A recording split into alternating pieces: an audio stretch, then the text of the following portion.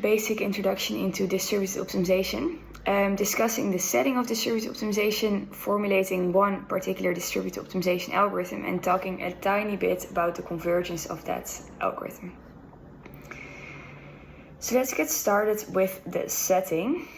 The setting that we're in is we have some, let's say, parameter vector x, which lies in Rd, so it's a d-dimensional vector. And let's also say that we have some functions fi, which take as input this parameter x and map it into R. These fi's could, for example, be the loss functions of a neural network parameterized by x, computed over different datasets I. So basically each fi would be my neural network loss function taking as input x over a certain subset of the data, where the subset is I. So then the goal that we have is we basically want to find this minimum of the sum of all of the fi's over x in Rd. So we want to find the x star, let's say, that optimizes this sum of the different fi's. But the way we can do this is that we have some restrictions or conditions. So the first thing is that our data, so all of these different fi's, are actually distributed across the nodes in our system. So we say we have capital N nodes, and each of them only has access to its own fi. The second condition is that every node can communicate. And when we say communicate, we basically mean that it can either send or receive some information only from its neighbors. And the neighbors are the nodes to whom it is connected, where the connectivity is defined by some underlying graph structure. So let's take a brief look at an example graph that we could have. So let's say we have, maybe let's make it 5 nodes. This is 1, 2, 3, 4, and 5. So each of these nodes has access only to its own fi. So this first node has access to f1, the second one has access to f2, the third one has access to x3, f4, and f5. And let's say that these nodes are connected somehow by a certain graph structure. So we can, for example, say that 1 is connected to 2, 2 is connected to 5, 1 is also connected to 4, 4 to 5. Like, let's make it something like this. For technical reasons, one of the assumptions that we typically make is that the graph is actually connected, which means that there exists a path from every node in a system to every other node. So for example, if we would have had a node 6 over here, which doesn't have any connections with anyone else, then this would be an not connected graph. So then the idea is this: basically somehow through these connections we can send information, which, as I said, would typically be the current parameter estimate. So x1 sends its parameter estimate x1 to node 2, and node 2, for example, sends its own parameter estimate to 1. And we do this in every iteration. And in this way, we somehow want, by every node taking a certain action over its own objective function, as well as communicating, aka sending information to the nodes that it's connected to, we want to somehow minimize this sum of the different fi's that we had. So, using the graph notation, we can rewrite a little bit our objective function. So remember that initially this was our goal. We want to find the x that minimizes the sum of all of these different fi's. And remember that we had access to, or we had defined that we had these nodes 1 up to capital N in our system. And let's say that we call these nodes now curly n. Then for our graph G, we can define the graph to be consisting of these nodes curly n and some edges curly e, where the edges are basically representing the connections that we have between the different nodes in our graph. And also denote with this xi the local parameter estimate held by node I, so the thing that usually the nodes will be communicating with each other. So as we said, the setting that we're in, the nodes are willing to share some information, but they can't share the raw data, so they can't share the FIs, which is why, again, typically they will be sharing these xi's. And with this graph notation, we can reformulate the problem in the following way. So basically we can say this. Our objective now is to minimize, again, the sum of the different fi's, but now evaluate it at each xi, for each xi in Rd, and I being 1 up to n, so the number of nodes that we have. And we additionally impose a condition. We say such that basically each xi is equal to xj for every ij in our set of edges. So basically, if any two nodes are connected through an edge, we say that their parameter values must be equal. So xi must be equal to xj if ij is an edge in our graph. And then the only thing that has changed from the initial formulation that we had is instead of having just an x, we now have this xi. But by imposing this consensus constraint that they all agree on the value, it amounts to the same objective. So let's very briefly talk about how we would actually do this optimization, or one way to do it, if all the data was actually stored in one place. So suppose that we had a node which directly had access to all of the fi's. So this is not the setting that we're in distributed optimization, but in centralized optimization, this would be exactly the setup. If this is the case, so if there's this one node that had access to all the data, then one way for this node to then optimize this sum of the fi's would just be to perform gradient descent. So gradient descent would be as follows. We just have one node in this case, so this x updates its current parameter estimate xk by the learning rate, and this step in the direction of the negative gradient of the sum of our objective functions. So the standard gradient descent algorithm. And for this algorithm, it is known that it converges. So I want to very briefly show you the convergence algorithm. So to do that, I like to write the algorithm in continuous time. So in continuous time, the discrete version becomes this thing, where you go back to the discrete version if you use an Euler discretization over this continuous dynamics, and you choose this step size to be your learning rate. So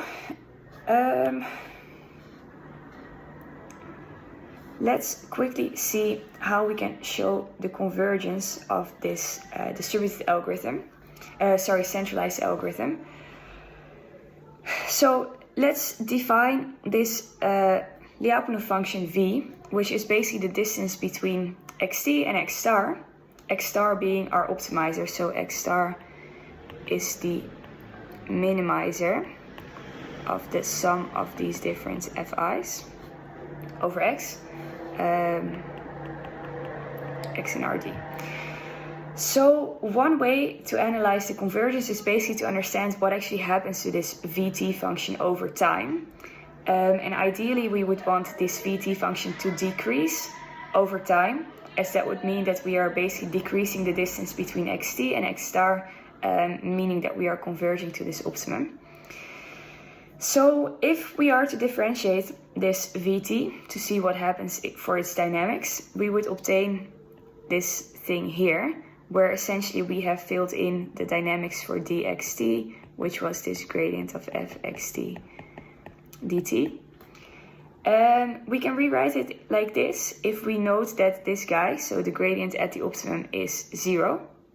So adding it doesn't change anything.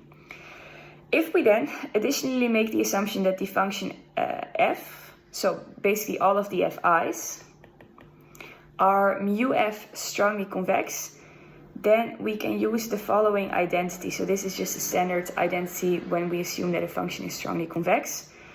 And in this case, we can rewrite this dv dt as minus mu f coming from the strong convexity, times vt. Vt is basically this guy here, so the definition of our distance that we're interested in. If we then integrate this expression, we would obtain something like this. So our vt is indeed decreasing over time with this constant e minus f minus mu ft. So in other words, the distance between xt and x star is decreasing, and 0 only when x star is actually reached. So in this way we can show convergence. Now the thing I have to remark here is that I have glossed over a lot of technical details, but roughly this is the idea. We define some distance function and we show that it's decreasing over time, with it being 0 only when we've actually reached the optimizer. Alright, so now let's go back to our decentralized setup. So the setting where there is no node that has access to all of the FIs, but every node I only has access to its own FI. And see how we can define a distributed optimization algorithm in that particular setting.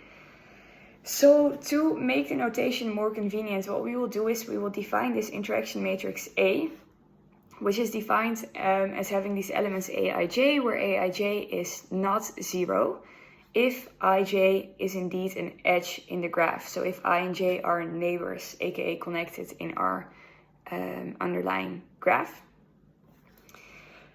For now, we don't really mention about the values that Aij can take on, so we only say that Aij is 0 if they are not connected and non-zero otherwise. So then one option to define the distributed optimization algorithm would be the following. So we have here two steps. In the first step, what we basically do is we receive, as node I, we receive from all of our neighbors for whom this Aij is not 0, we receive their parameter estimate xj at iteration k. So here I should mention that k1 up to, let's say, some capital T, are the iterations of our algorithm. Then in the second step, what happens is that the node I updates this averaged value xi k plus 1/2 by taking again our gradient step, where the gradient is evaluated at this averaged value. So essentially, just to recap, we have two steps. In the first step, we have this mixing step where every agent sends and receives its current estimate.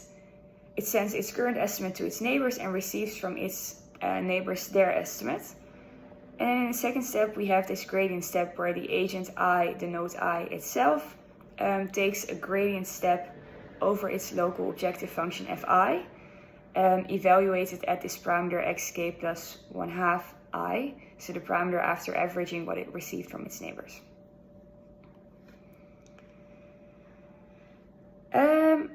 So I should mention that this is only one way to define this algorithm. There are very, very, very many variations that you can come up with of this distributed optimization algorithm.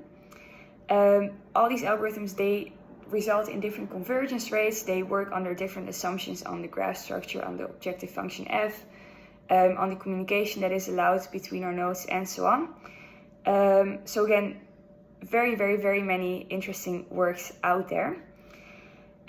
Two references that I want to mention in this talk is this first one by Angelia Nedic about distributed gradient methods for convex machine learning problems in networks, which is a very nice kind of review paper, which I also base some of the things I discuss in this talk on.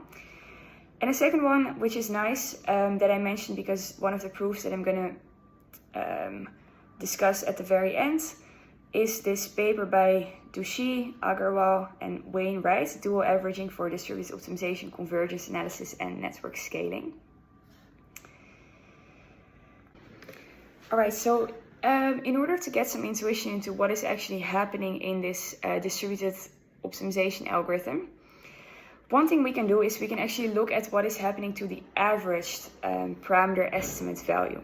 So we define this x bar k to be the average of all the different xi's in our system at time k. And then we can take a look at what are the dynamics of this x bar k. So if we just fill in, let me go back real quickly to this one. If we just fill in the dynamics that we have for each individual node and average them, then what we would get is the following. So we would obtain here this average over all the nodes in our system because we're interested in the dynamics of this x bar. This term over here, it just comes from this xk plus 1/2 I. So it being the average from all the other nodes that I is connected to. And here we did the same, we just averaged over the gradient. We can rewrite this as follows. So we can switch the two sums so that we are left here in the middle with this sum over I is 1 to capital N of Aij. And now the thing that we can note or remark is basically that very often we make this assumption that this sum of over I of Aij is equal to 1.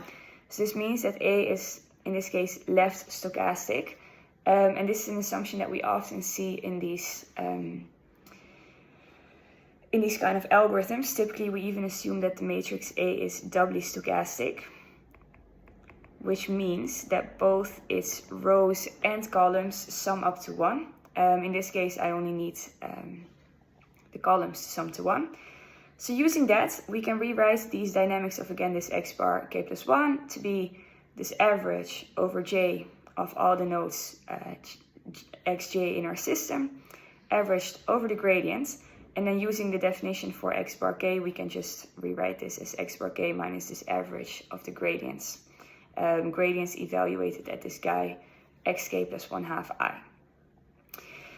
So the thing to note here is that this is very close to the centralized gradient descent algorithm that we saw before, except for the centralized case, this gradient of fi would have been evaluated at x bar k itself. But in our case, it's evaluated at xi k plus 1/2. So this is the small difference that we have there. If we were to rewrite this algorithm using actually this gradient evaluated at x bar k, we would obtain the following. So the dynamics of x bar k plus 1 is x bar k minus learning rate, average over all of our objective functions of the gradient f of I evaluated at this x bar k, plus some error term ek, where ek is defined as this difference between the gradient evaluated at the average and the gradient evaluated at this xk plus 1/2 I, which was not exactly the average, but this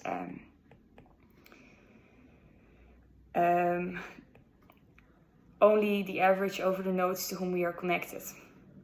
So the thing that we can say from this is that as long as these EKs remain small, we will converge a la the same analysis that we had for the centralized gradient descent setting. I want to mention one more thing about the convergence, because this is one way that we could actually formalize this intuition that we saw before.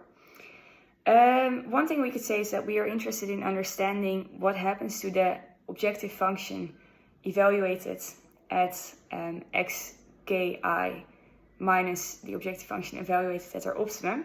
And here, to shorten the notation, what I've done is I've just defined f to be the sum of all of our fi's. I is 1 to n. We can rewrite this above sum in the following way. So using the fact that f is L Lipschitz, we can rewrite this as this distance between xik and its average, and the distance between the average and the optimum. So this is a standard way to analyze this convergence. We basically divide the thing we're interested in, so this distance between xik and its optimum, in two things. We define it, we rewrite it as the distance between xik and its average, and the average and the optimum. And in this way we can bound each of these two terms using some kind of similar analysis that we did for the centralized case. So without going into the conclusion now, the conclusion would be something like this. So if our learning rate, this eta k that we had, is decreasing over time, Then somehow jointly these two terms, so this x distance to the average and the distance of the average to the optimum, would both be decreasing together. So that's it. That is more or less everything that I wanted to discuss in this video. This was a very, very, very brief introduction. There's so much more that we could say on distributed optimization. Things that we could still do is, for example, make this convergence more precise. We could discuss what happens for different graph structures and different objective functions f. How does the connectivity of the graph or the strong convexity constant of your objective function influence things? And they do influence things. Or one of the things that I mentioned above is that to obtain convergence, we need that this eta k is basically decreasing. So one other thing to discuss is basically how to obtain convergence without making this decreasing step size assumption. And a very nice paper on this is this paper Extra, an exact first order algorithm for decentralized consensus optimization. Thank you for listening. Bye-bye.